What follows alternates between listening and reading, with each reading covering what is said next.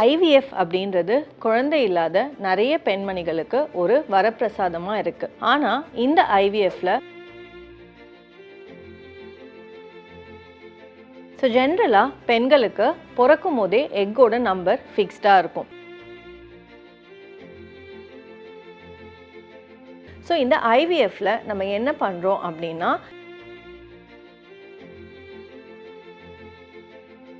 இதை தவிர IVF சக்சஸ்க்கு நிறைய விஷயம் இம்பார்ட்டன்ட். அதாவது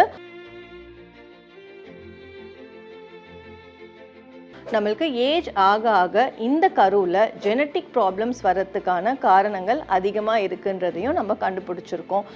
இந்த மாதிரி ஜெனட்டிக்கலி அப்நார்மலான கரு நம்மளுக்கு கர்ப்பப்பையில் பதிஞ்சு வளருது, இல்லை நம்ம டிரான்ஸ்ஃபர் பண்ணுறோம் அப்படின்னா,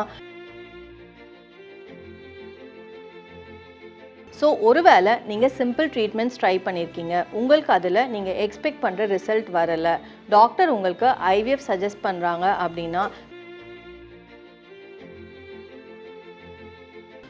கரெக்டான ட்ரீட்மெண்ட்டை கரெக்டான ஏஜில் பண்ணுறது ரொம்பவே இம்பார்ட்டண்ட்.